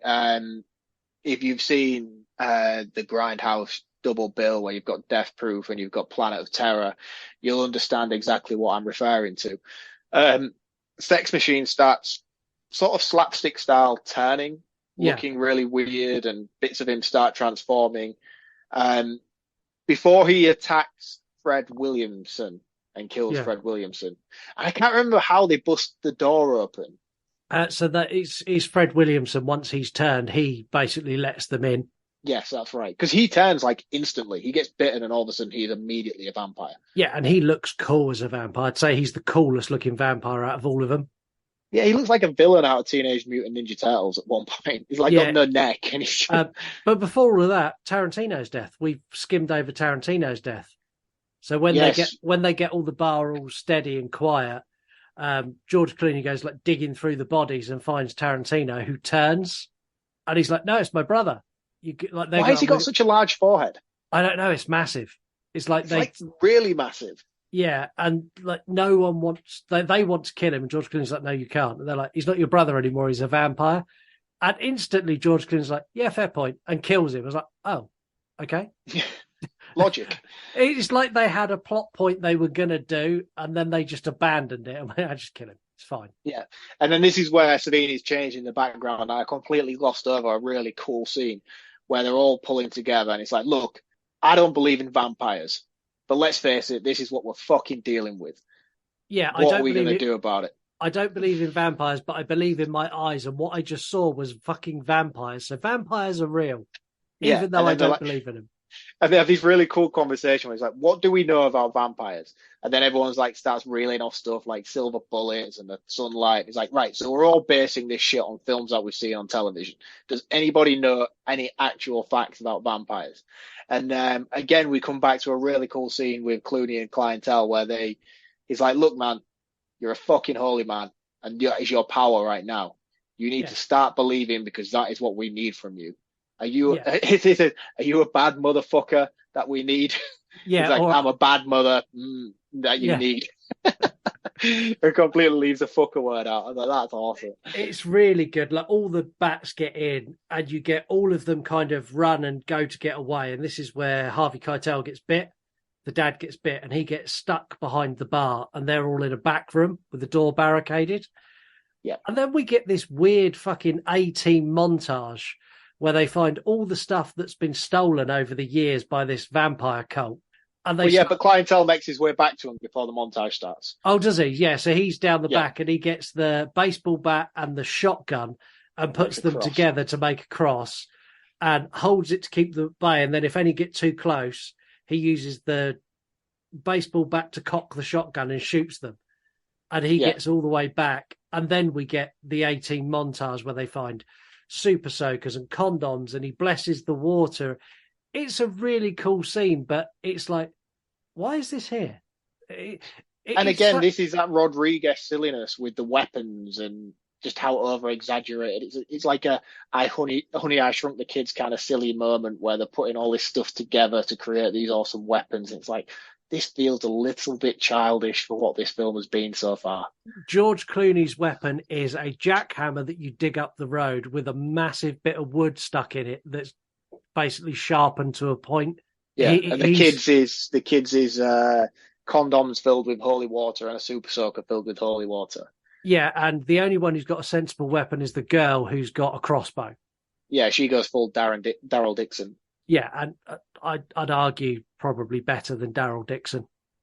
Come at me, Walking Dead fans. I'll get another email. I'm not jumping in on that one. No, I'm a Walking Dead fan. I'm allowed to say it. They decide they're going to come out and fight. But before they do, the dad's like, look, I've been bit. I am going to die. I need you to promise me when I turn, you will put me down.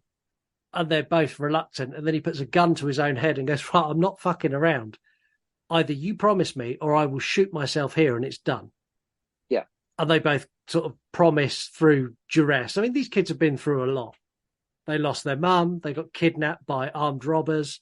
They've gone to a bar where everyone's turned into vampires. And now their dad's basically bullied them into promising that they will kill him if he turns into a vampire. They've had a rough day. Yeah, I mean, they've all had rough days, let's be honest. Yeah, I think for the family, though, this is probably more of a rough day than they're used to. 100%. I think for Clooney, this is slightly worse than his normal day. Yeah, he's kind of used to the chaos and carnage that's befallen him in the events of this film. The only thing that's different today is it's vampires instead of some random gang that's chasing him down. Yeah. They work their way back out, and we get this immense fight scene again where they're taking everyone out. We get Harvey Keitel turns, and it's the daughter. So the son can't do it, and the daughter takes him out with a crossbow. It's and he bites the son, doesn't he? Yeah, he bites the son, and the son. We don't see the son turn though. We do just the son dies. Yeah, well, he gets bitten, and then the next thing, like a horde of vampire strippers basically just start feasting on him, and Juliette Lewis has to take him out. He's like, "Kill me, kill me." Yeah, and you can see she's really torn with the decision before blowing him. But he blows up as well. He does explode. There's a few vampires in this explode for no apparent reason. But he hasn't turned yet, so he shouldn't explode. No, he's just, well, we'll let it slide. Yeah. It ends with just the two of them. So you've got George Clooney and you've got, I can never remember her name, whatever her name is. Juliette Lewis. Juliette Lewis. And they're surrounded. But sun's started to rise and you're getting sunlight beam in. And as the vampires touch it, they're burning. And George Clooney's like, shoot more holes in the walls. And they do that. Basically the end of Friday Night. Yeah, they basically make this circle of light around them so the vampires can't get near. And then he hears his contact outside, which is Cheech for his third appearance in this movie. Oh, really? Yeah. Yeah, it is. Of course it is. How have I not noticed it? And he's screaming, like, break open the door. He breaks open the door and all the vampires burst into flames.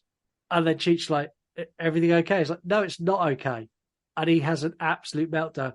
Why did you pick this bar? He's like, I don't know. It's a bar near the border called the Titty Twister. I thought you'd have a nice time. Why fucking waiting for me to come get you? There's nothing sinister about it. And he basically buys his way into Mexico with the money he was going to pay to get in. He gives a chunk to the girl, and the girl's like, I could come with you. He's like, look, I'm a bastard, but even I'm not that much of a bastard. Go home. Yeah. And really cool. And for some reason, I always assumed she went with him at the end. Yeah, but he sends her home in the camper van. He's like, no, you go home. I'm going to continue my criminal life, and I can do that without you bothering me. Yeah. He drives off.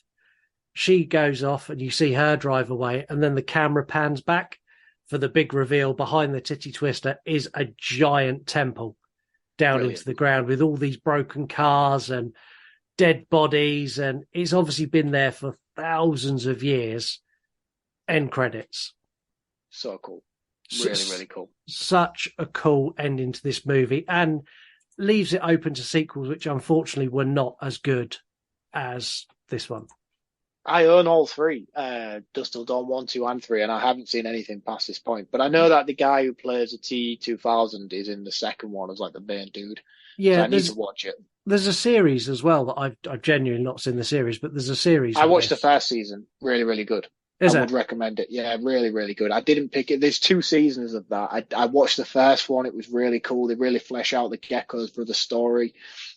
And I don't think they actually get to like the Titty Twister until like the last couple of episodes in that series. But it's a really cool series. It's basically the entire first film, but just fleshed out over like 10, 12 episodes. So I'd recommend it. The cast in it's pretty solid as well.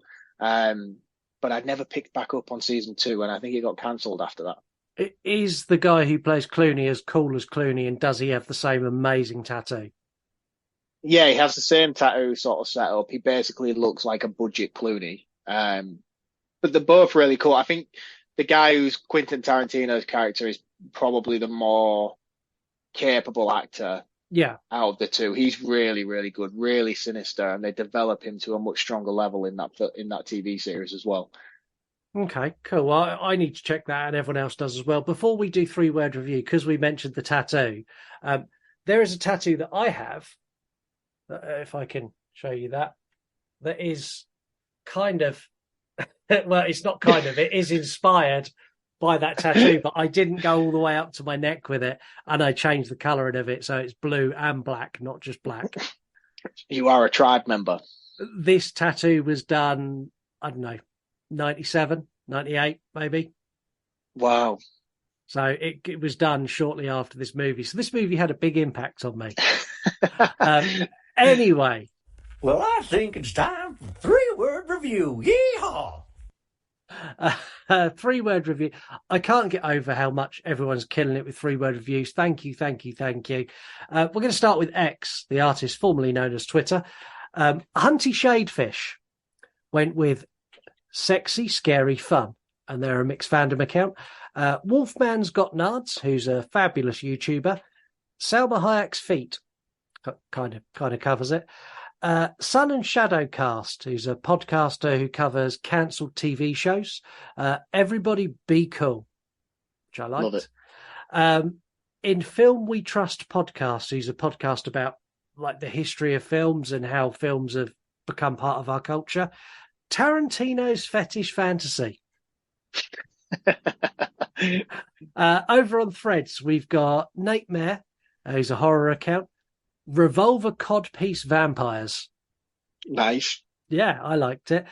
Failed Prophets, who's a mixed fandom account. Prime Salma Hayek. She is absolutely prime in this movie. I Googled what she looks like now. Have you seen her recently? Still great. Still looks 30. Yeah, brilliant. Well done, Amazing. Salma Hayek. Instagram. We've got the Sinister Scoop, who's Tasha, who called into the show earlier, who's lusting after Jason Statham, has now escalated and gone with George Clooney. Ooh. Yeah. I don't know whether that sounded weird because you said it or if that was just a weird statement in general. That could be a soundbite that could live on.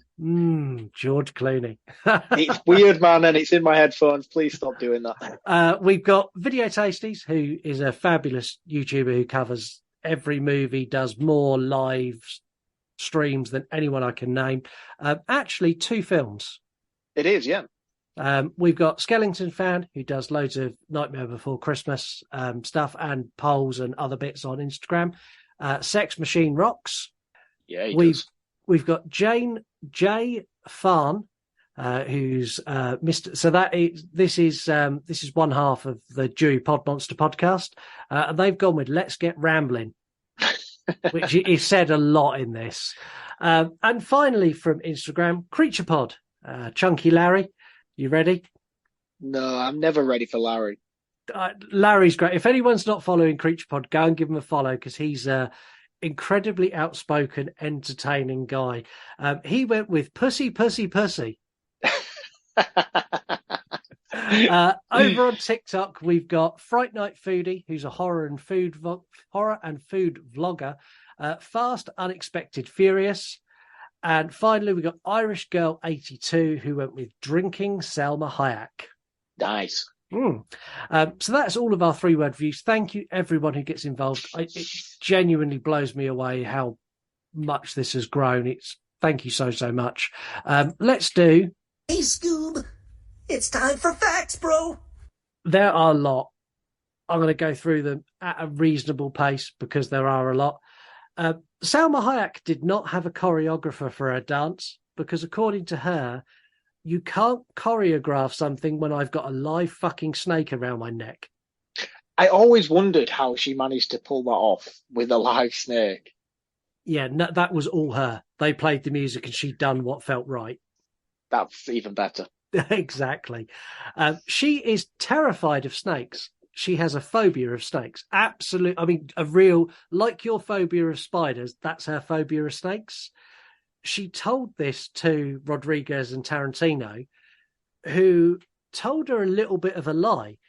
They told her that Madonna was in line for this role if she didn't take it. Oh, that's a bit of trickery. Madonna had no involvement in this, never auditioned, had no interest in being in it whatsoever. Probably didn't even know it existed. But that's what they told Salma Hayek. She took the part and then spent the 2 months prior to filming in therapy to help cure her phobia of snakes. I bet she's glad she fucking did, because this is one of the most iconic roles, not just of her career, but of cinema, I would have said. Yeah, and for her, this was a massive catalyst into a big career that come after. Yeah. Quentin Tarantino was set to direct this, but he decided not to. He was the one who got Rodriguez to do this because he wanted to focus on developing his character of Gecko, Richard Gecko. Oh, okay, cool. So he stepped I always back. wondered why he never took the role of director himself. George Clooney was cast. There were a lot of people who they approached before this to play that role. I'm going to go through them and just say yay or nay, whether they'd have done it for you. Antonio Banderas. No. Steve Buscemi. No. Michael Madsen. Yes. Tim Roth. Who's Tim Roth? He was the bad guy. Oh, yeah. No. John Travolta. Definitely not. Christopher Walken. Yes. Jeff Goldblum. Yeah. Jeff Goldblum would have been amazing. That would have been cool. And finally, Robert De Niro. No. It's such an eclectic group, and then they settled with George Clooney, taking him from ER at the time.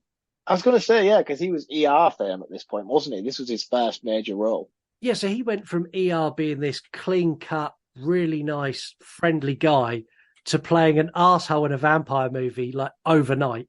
And how many people who watched ER went to the cinema to see this expecting him to be a good guy? I can imagine a big percentage of the people who turned up on Clooney's behalf for it. Yeah. The young kid, so the boy, is an actor called Scott Fuller.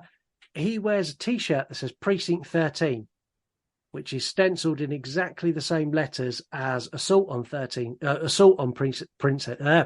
13.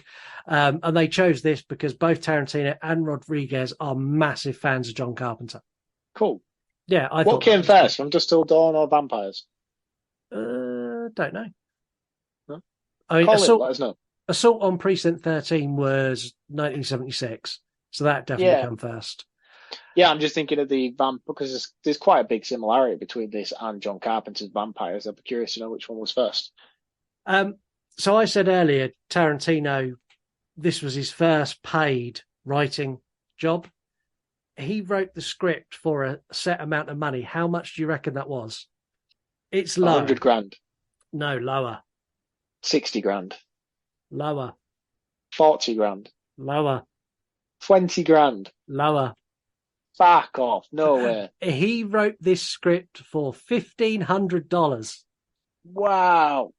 Which just goes to show that he was at the early stage of his career. So he must have got paid quite substantially for the acting side of things then, and his involvement in production and all the rest of it. I'm assuming he did, but the actual script was $1,500 he got for it. Wow. Any ideas on the body count of this movie? How many people got killed in this movie? Can you give me a clue? Is it double or triple? It's triple. 248. Not a million miles away. 122 vampires and humans. That was a good steady double digits away. It cost $19 million to make. It made $25 million at the box office. It was only released in the United States and it got a limited release as well. VHS and DVD sales are sketchy, but it made at least $80 million in the home video market. That includes things like Blockbuster, but a lot of those figures are estimated because they weren't doing those figures. This made a shit ton of money. We're talking close to $100 million off of 19. Rightly so. I mean, it's an iconic movie. Everybody knows From Dusk Till Dawn. Yeah, well, it became a cult classic, so it didn't do all that great at the box office. But when this went into Blockbusters and VHS stores across the world, the cover art's great, and everyone goes, "Oh, what's that?" Yeah, because it doesn't give any hint on the cover that it's a vampire movie. No. So you got people like our parents who'd go in and go, "Oh, that looks like a cool action movie. We'll get that," and they watch the first 62 minutes and it is an action movie, and all of a sudden they go, "Hey, what? There's vampires." Let's do the 10-word takedown. So can we do it this week? You ready? 1, 2. Are we going to go on 3? So 1, 2, 3, go. So technically you're going on 4. Okay. Right. 1, 2, 3. 10-word takedown. No, man. It was slim pickings this week. Twitter failed, couldn't do it. TikTok couldn't do it. Slasher couldn't do it. Threads and Instagram, however, could do it and brutally do it. So we've got Bearded Amoeba on Threads. The schlocky love child of Tarantino and Rodriguez is heavy on SFX and light on story. Technically, that's about 17 words, but I'll allow it. Dark Matter Films. Tarantino sucks feet. The rest of the movie sucks ass. Ooh, that's not fair. He followed I it. can't allow that. He followed it with a second comment saying, "I absolutely love this movie, but couldn't resist the challenge to take it down." You're not allowed to lie. You are, if it makes a good 10-word takedown. Over on Instagram, Marc's arch nemesis, Eric82. Tarantino's a shitter actor than he is a director, and he's a terrible director. See, I'm not a massive fan of Tarantino's movies, I'll be honest with you. They don't really do a lot for me. I like Reservoir Dogs and I like Pulp Fiction, but I'll be honest, everything else that's come after it has kind of come and gone really for me. Yeah, I like him. I need to be in a particular sort of mood to watch a Tarantino movie. I think the thing that annoys me as well about him is he's made this whole big aura around himself. It's like, I'm strictly doing 10 movies. So what's he got left? He's got like one more movie, is that it? And then he's done. Yeah. It's like, don't be a dick, dude. Just fucking do your job. The thing is, though, if he's got one more movie, it begs the question: how big will that movie be, and what direction will he go with it? Because he's done everything from mobster movies to vampire movies to period pieces with things like Django Unchained, to martial arts movies with Kill Bill. Yeah, he's literally touched on every single genre.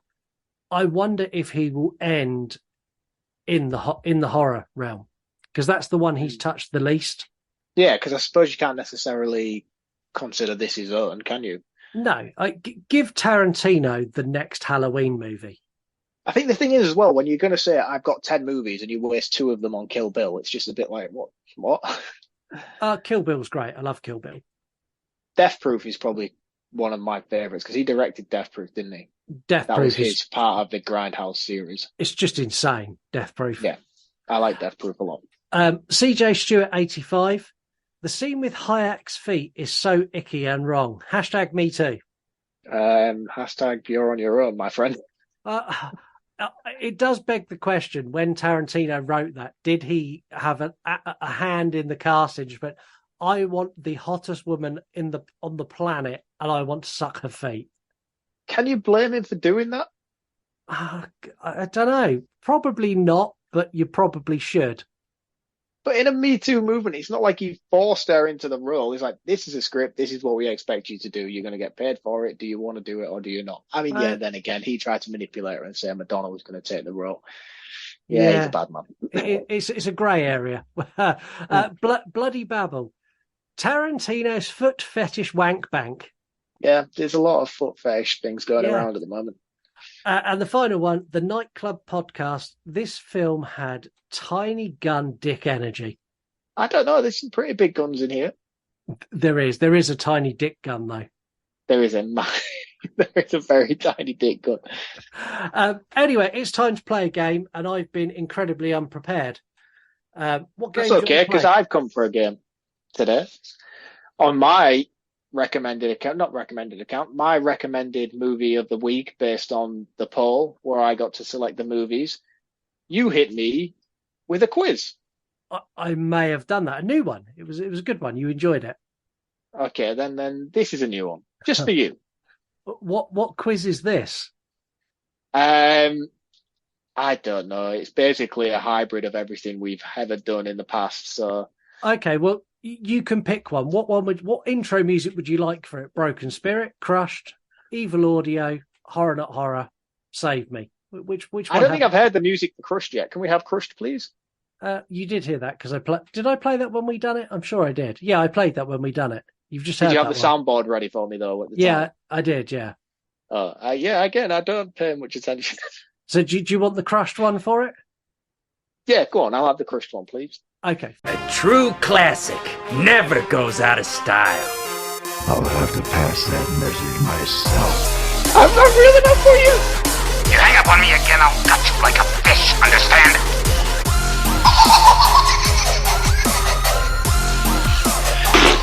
Come on, Franklin. It's gonna be a fun trip. Jesus Christ, I thought we were friends. I think that I am familiar with the fact that you are going to ignore this particular problem until it swims up and bites you on the ass. What's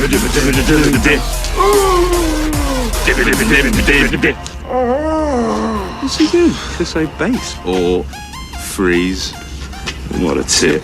Since this isn't actually crushed, and this is my own game and not following the rules that you've set, there is 10 questions, all increasing in difficulty. You will get 10 points for each question you answer correctly. However, you will not be out if you get a question wrong. We will continue playing through all 10, and we will score you at the end out of a possible 100 points.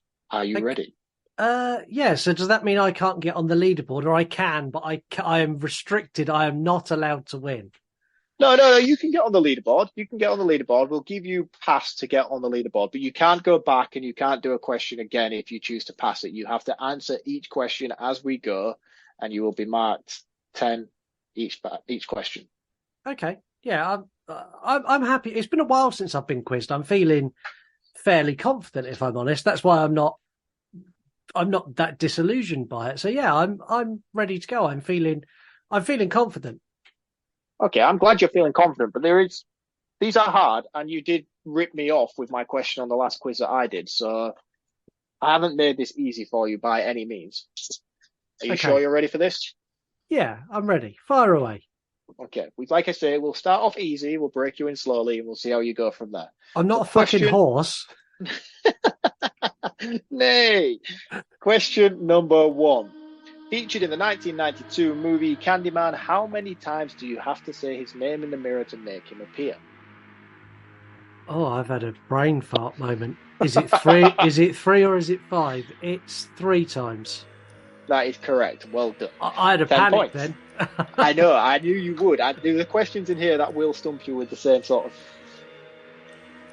I don't even know what the word I'm looking for is. You know what I'm going for. Yeah, difficult. Question... That's the one. Yeah. Question number 2. In the movie Red Dragon from 2002, who played FBI criminal profiler Will Graham? Edward Norton. That is correct. 20 points. Question number 3. In the movie Pitch Black from 2000, what ability does Vin Diesel's character Riddick have? Oh, how technical are you going to be on this? Effectively, he can see in the dark. That's about as technical as I'm going to go with this Okay, question. fine. I was wondering whether you were like, he can see in the dark in a particular way, because I stitched you up the other week. But yeah, he can see in the dark. No, that is correct. Well done. That is 30 points. Question number 4. What is the name of the actor who plays Art the Clown in the Terrifier movies?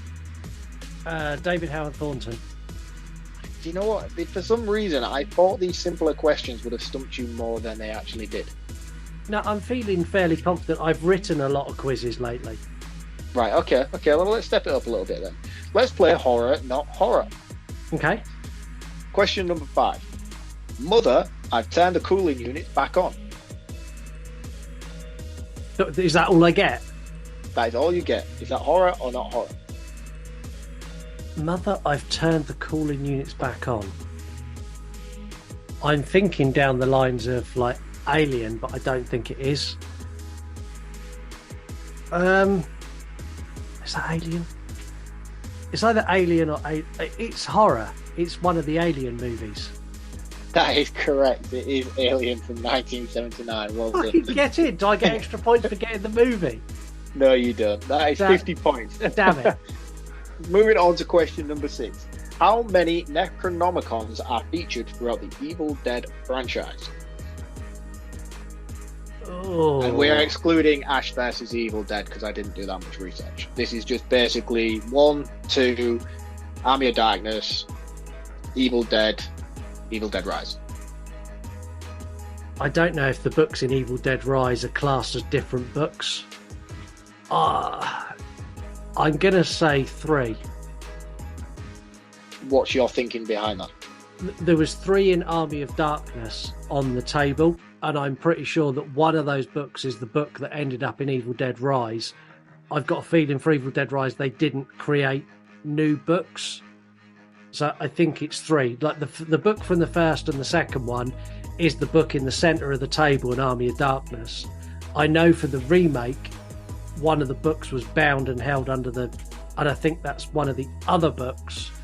And I'm guessing Evil Dead Rise is, I'm going to go 3. It could be 5. No, 3. I'm going to stick with 3.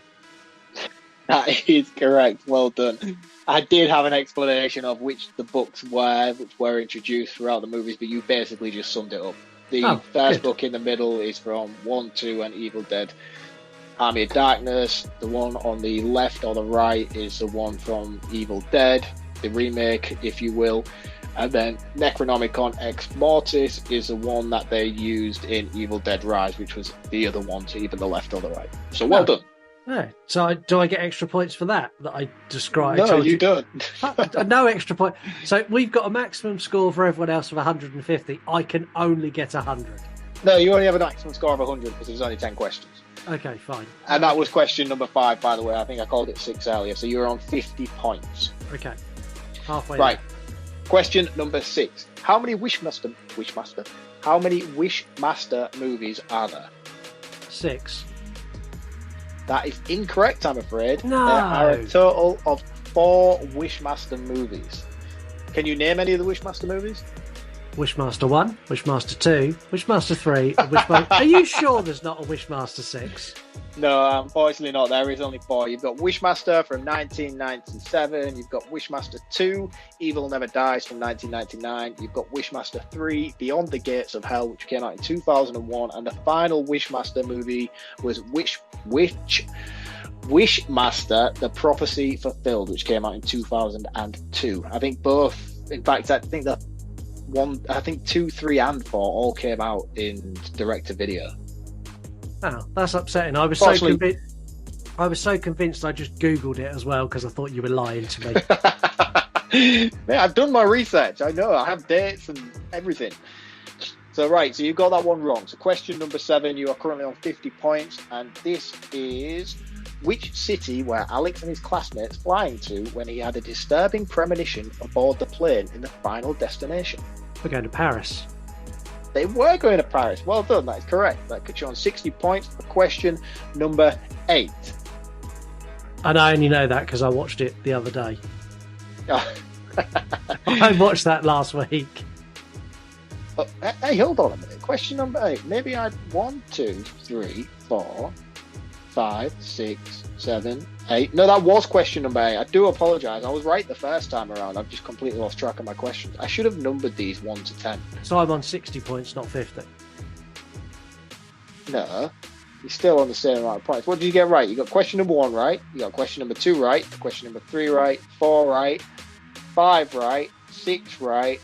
Oh yeah, and then you got 7 wrong. Yeah, so I'm on 60 points, and now I'm on question 8. You really are tucking me up. Fucking hell. I am fully fluffed in quiz, to be honest with you. You've got 2 questions remaining. Yeah. Just question number 9 and number 10. You got 1 question wrong, which means you're actually on 70 points. Oh, even better. Okay, right. I hope everybody else is paying close attention, because me and Scott clearly aren't at this point. No. Right. Question number 9.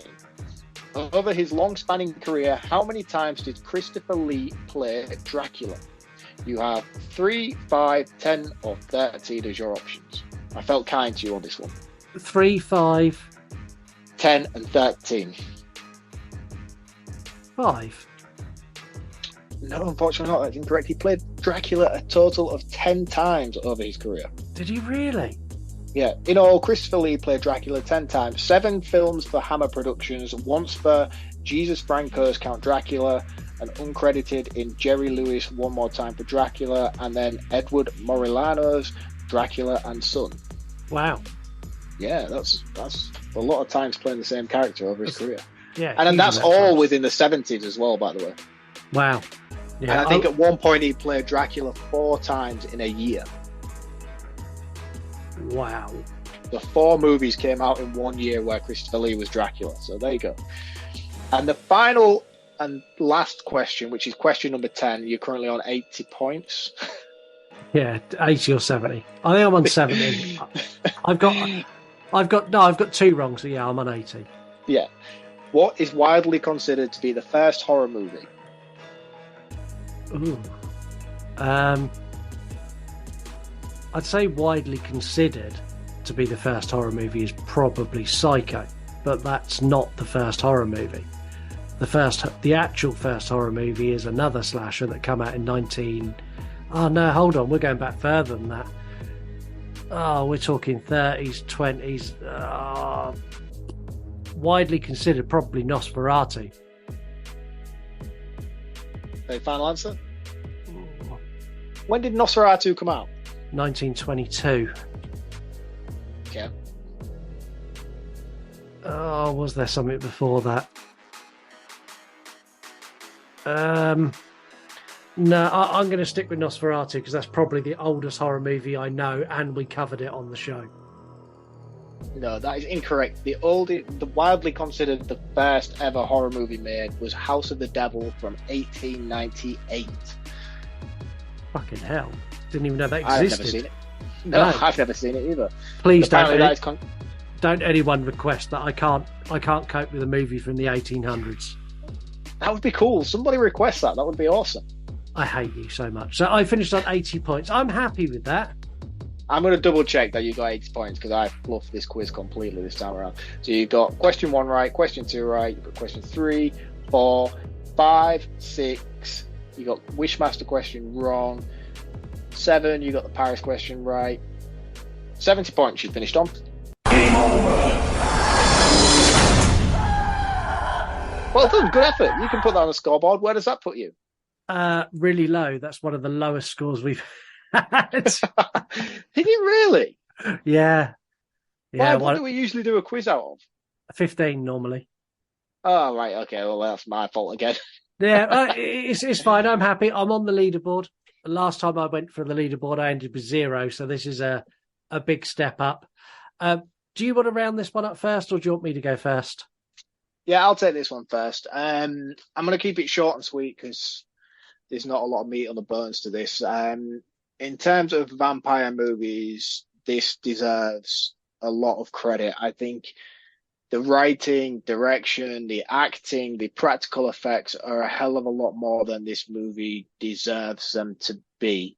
I love it. I think it's a great film. It's one of those ones that just brings joy to you when you watch it. It's a lot of fun. But if you're going to go into it looking at it too critically and picking things apart, there's a lot of stuff in here which doesn't sit really well. But again, we mentioned earlier on in the show, I think that comes with time, and I think that's more a dated aspect of when it came out than it is anything else. I think the character development between a lot of them is fantastic. I think the writing is really, really phenomenal. There's so much stuff that happens throughout this film that comes full circle, whether that be at the end of the movie or whether it be in the middle of the movie. And that's one thing that I really liked as well. You don't have to wait to the end of this film to get payoffs. No. You get them sprinkled out throughout, which really makes you go, oh, that's cool.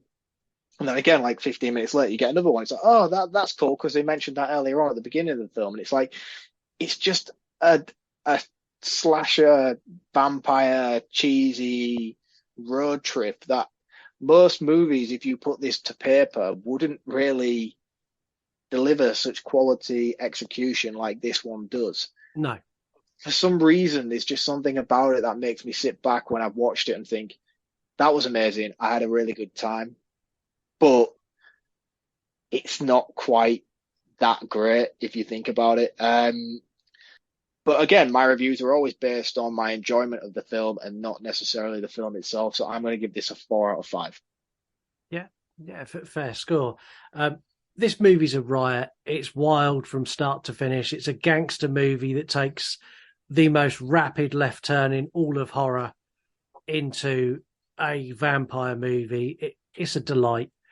The dialogue, especially from George Clooney, is some of the funniest shit that you shouldn't laugh at.